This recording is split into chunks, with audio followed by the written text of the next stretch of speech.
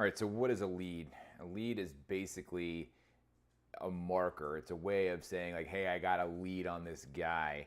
I got a lead on this gal. And suffice to say, it's basically when you make a contact with someone and you think there's interest there. You don't know exactly what that interest is going to be, but you think there's potential that we could be working with them. So, for example, if I bump into a guy at the gym and his name is Tony, and I say, "Hey, Tony, what do you do?" And he says, "Oh, I own a mechanic shop."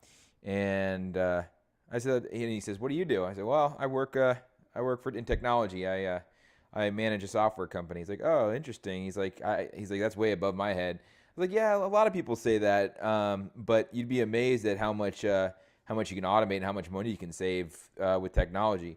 "Oh, really? We should talk about that sometime." "Yeah, cool. Let's do it." That's a lead. I got a lead on Tony. So at that point, what I do is I come back to CRM and let's add a new contact. So we're gonna add a new contact and we're gonna call him Test Tony, and he'll be assigned to me, and I'll put in his email address. Put in his company, my test mechanic, owner, phone number. I won't put that in. And we'll fill in as much of this as we can, like met Tony at the gym, blah, blah, blah, whatever we can. And then we're going to attach a lead here. So we'll attach a lead. And basically, the initial stage is investigating. And I'm going to choose a priority, which is basically how big of a lead do you think this is. We'll set this as low priority. And we'll add a task to follow up, basically. And basically call, it's basically not call, it'll be create opportunity to pitch to Tony. And so basically then a due date.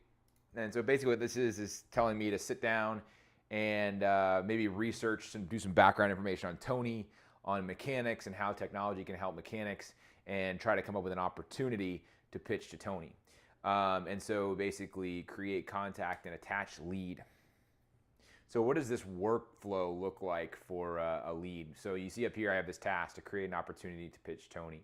We will talk about opportunities in a little bit in another screencast, but let's assume that I do that task, which I will close this task, and then I have an opportunity for him.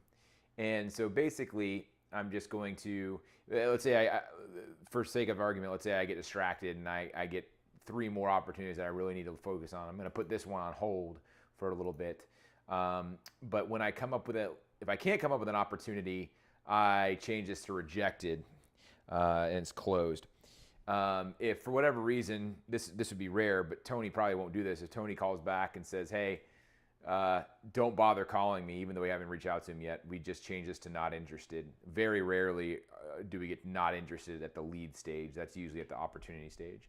And then finally, if we're able to think of an opportunity, so maybe we come up with this idea to automate ordering of diesel oil, or not diesel oil, but diesel fuel.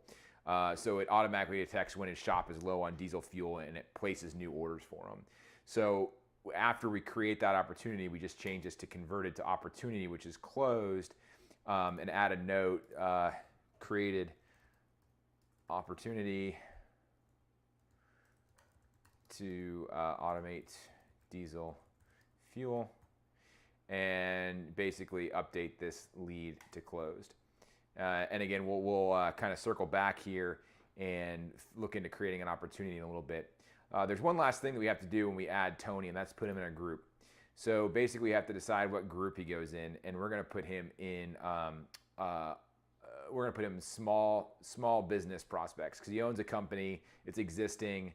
We're just trying to help him out. So this is small and medium-sized business prospects, and then add him to that test group.